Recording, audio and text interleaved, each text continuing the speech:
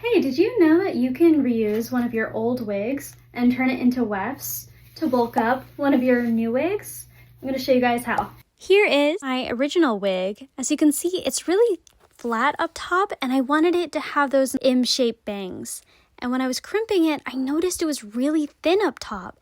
So the one solution, instead of crimping, is to add wefts to this. Trouble finding the exact weft that I need. So I decided to do my age-old solution, which is to either use an old wig or get a cheaper version of the same wig that is the same color, which is what I did in this case just for this video. I'm going to start off by isolating the area that I want to add the wefts to. I have my little comb and I'm just using the metal part to get to where I want. And then I'm just going to clip it into place and then put it aside. I'm going to take this other wig and I'm going to isolate the back of it so that I can get to those back wefts. And I'm going to cut out the elastic netting that's throughout the wig. I was trying to find a term for it. I didn't have much luck, so we're just going to call this the netting of the wig. I'm all what I think I need for this weft, and then going forward, any wefts that come after this, I'm going to just base it off of what I just cut out. Now that I have that all done, here is a weft. I'm just going to put it to the bald spot and cut it to where I need. I'm not worried that I'm wasting any wefts because everything can be used later on in the video. I'm going to be showing you guys how to do some glued wefts again, which is my favorite little party trick for wigs.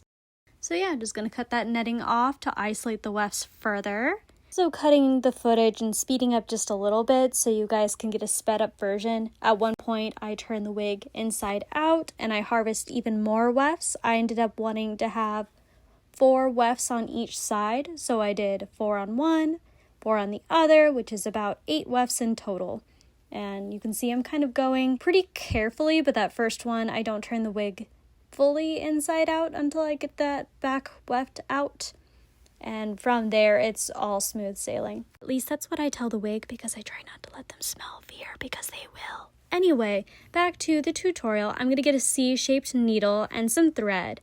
I'm showing red in this, but I actually ended up switching to beige. You can also do black. I realize it's better to match the netting of the wig rather than the hair color. Just as I began, I was like, this doesn't look right. Anyway, you're not going to be doing any sort of technique. The curved needle makes it really easy to sew on a curved surface. Keep in mind the basic sewing technique of the further away you're stitching, the less solid it's going to hold. So you might want to make sure your stitches are right next to each other if you're really wanting that weft to hold to the wig very, very strongly. So like you can tug on it, you can tug a brush through it. I'll be teasing it later. So yeah, I kind of want to make sure it's a little bit more solid, and I'm about to do a different technique here in a moment, and that's a bit less solid, but I'm going to be conscious of that and not going to brush it as much. And yeah, now that that's done, I'm going to just kind of brush it out with my fingers and move on to the next weft.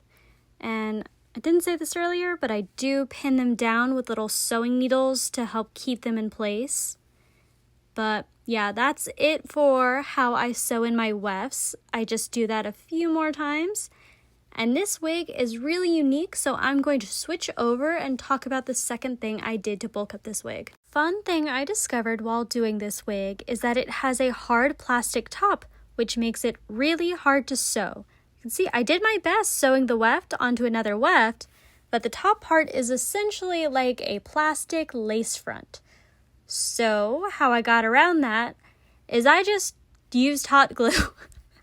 I just picked up my hot glue gun and I glued down the weft. Do I recommend doing this for 90% of wigs?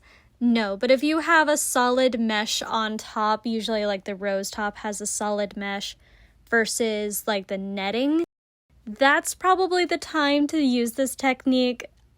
Hot gluing it to the netting part where there's not as much structure is just, it's not going to hold, it's going to fall off. This at least worked somehow, and it made everything really fast. So you can see on one side, I have it all glued and sewn, and on the other, I have nothing done. You can see from yourself, I'm just kind of fluffing it up with my fingers and it's so much more fluffier already. Just kind of want to take a bite. Anyway, gonna do the other side and then move on to part 4, which is adding some heat and teasing it so it floofs that up even more. To do that, we're going to take a little mini straightener and I'm going to add heat to the very base of the weft and I'm going to brush it backwards, which you can call teasing, but I also call messing the wig up on purpose. And I'm just going to do that to all 8 wefts that I added to this wig. I really want it to be fluffy, but I also have been working really hard at making sure my wigs are starting to look more clean. So here in a minute, I'm just going to brush them all out, give it a little bit of hairspray, and then we're going to take a step back so that you can see it without part 5, because part 5 is going to be super optional. But yeah, here is it with just wefting. It's a perfectly solid M shape, and then once I start adding some curls and some other little details, it's going to look just fine. But I'm extra, so we're going to go to part 5, which is harvesting even more wefts. Plan for these is to turn them into some glued wefts. If you've seen my Furina ahoge tutorial, you've seen that I've done this before, though I glued the whole weft. This one we're only going to do a partial glue, so we're only going to glue part of it. So for the true part 5, I'm going to put a little bit of uhu glue in the corner.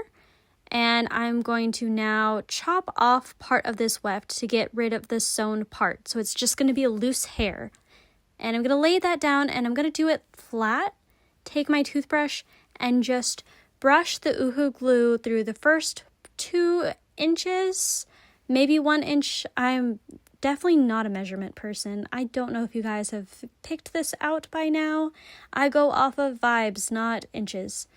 Anyway, I'm going to show that one more time, which is cutting that hair off, getting it all loose, holding it flat, and then brushing that glue down on both sides. So you can see I flip it, and then I'm just going to put it to the side with the others to dry. I don't remember exactly how many I did. This was just the initial part, and I went back and made even more. And another really important tip is to do this on a silicone mat.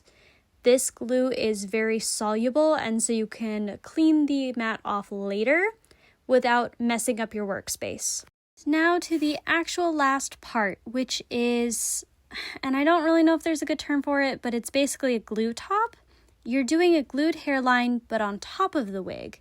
And to do that, I take a little bit of uhu glue, and then I put the weft down on top of it, and I hold it in place either with my finger or with a toothbrush, just whenever I remember that I have a tool that I can use instead of my fingers. And I just do that across the entire top. And it's going to create this really interesting layer that I can style and curl later. And it adds some like cute interest and whatnot to the top. You'll see. Trust the process. I have a lot of doubts when I'm working on things, and I just push through. It just feels like a roller coaster where I have some highs and lows, and there's definitely been times I've given up on a wig, or I've put down a wig and come back the next day, and I realized, hey, I actually did some good work on this, but I was only half finished, and I was expecting to finish the whole product. Anyway, I could yap all day, but I'm not going to. I am going to show you the final results, which is this cool glued hairline up top. And it also solidifies that M shape that I wanted because, yeah, I wanted that little M thing that they did. Then here is some other stuff that I ended up doing with the wig. Take it away, Leah. So here's the final result of the wig. Adding this little piece not only like poofed it up, but it gave me some little extra layers up here that I was able to curl and have some fun with. So like little 360. And yeah, I look very anime girl-ish. The only thing is I don't want to put on my headband, so I'm not going to do that. But yeah, here's the final result of my Ichigo mewmew wig.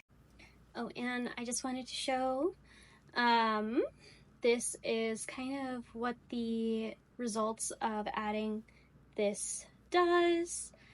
So I actually have plenty if I wanted to add even more layers to this or even bulk it up more, but I'm going for like subtle versus like Inuyasha layers of bangs and stuff. But yeah, you could use this for Kagome or Inuyasha, especially since they have like very generic wigs versus this color. I said wigs, hair color. You know what I mean. I think hopefully you know what I mean. Yeah.